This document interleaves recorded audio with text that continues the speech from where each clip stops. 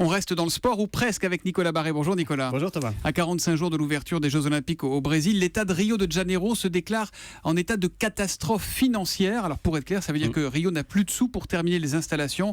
Et ça, c'est encore un vrai coup dur pour l'image. Ben oui, parce que les JO, c'est une vitrine. Et que montre cette vitrine ? Eh bien, un pays en crise, avec des fonctionnaires qui ne sont plus payés à temps, avec des enseignants en grève, avec des caisses publiques vides.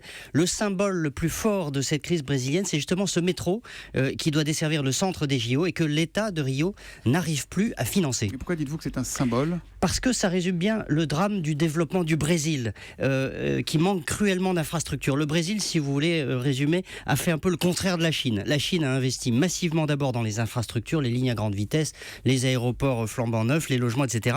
Et elle est en train de maintenant, doucement, réorienter son économie vers la consommation intérieure et de bâtir un filet de sécurité sociale.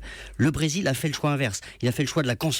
Les ménages sont très endettés et l'argent public part dans des transferts sociaux et du coup, il n'y a plus de ressources publiques pour ces infrastructures. Le métro de Rio est le symbole de ce développement désordonné qui s'est fait en oubliant en quelque sorte les fonctions de base. Bon, alors ça dit, depuis quelques semaines, il y a un nouveau président, un nouveau gouvernement qui est en place. Est-ce qu'il est en train de corriger le tir ? Alors c'est l'objectif affiché. D'ailleurs, le nouveau ministre des Finances veut geler les dépenses publiques, figurez-vous, sur 20 ans, en changeant la Constitution, parce qu'il considère que le déficit est absolument intenable avec 10% du PIB, et puis parce que ça ramènerait une certaine confiance dans les investisseurs internationaux, car le Brésil a besoin de capitaux étrangers pour son économie. Et puis il est aussi question de réformer les retraites qui sont très généreuses, car là encore le système n'est pas tenable. À 45 jours des JO, cette vitrine brésilienne est donc en chantier. Le pays connaît la récession, les temps sont durs.